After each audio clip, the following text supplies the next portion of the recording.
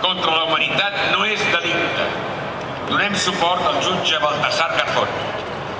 Els ciutadans demòcrates de l'estat espanyol i del món volem manifestar el nostre absolut rebuig a la vergonya que ha perpetrat el magistrat Luciano Varela Castro amb l'acte de la Sala Penal del Tribunal Suprem per la causa especial 2004-2009.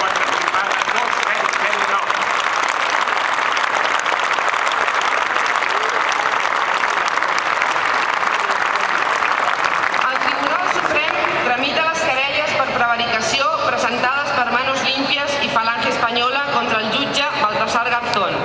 El fonament al·legat és l'accés en les competències en l'investigació dels crims de la Guerra Civil i el franquisme.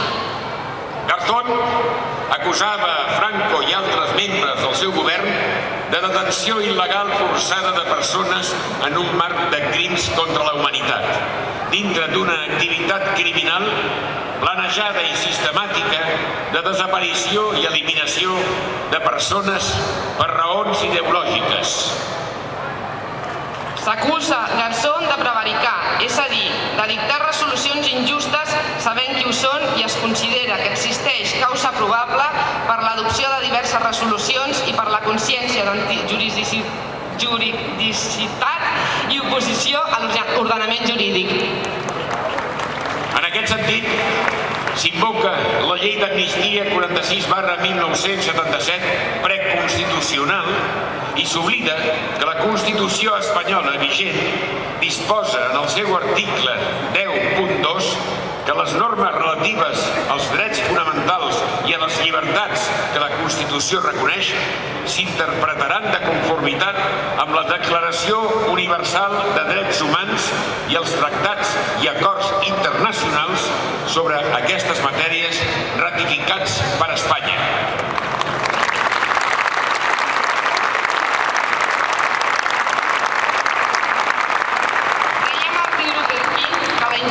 En qualsevol lloc és una amenaça a la justícia a tot arreu.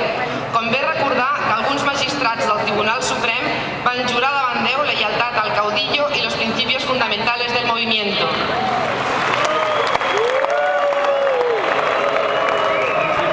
Convé preguntar-se si la competència o incompetència que s'al·lega poden implicar que les sentències del jutge Garzón fossin injustes i es pogués, doncs, sol·licitar la nul·litat d'aquestes si així ho estima l'autoritat judicial competent.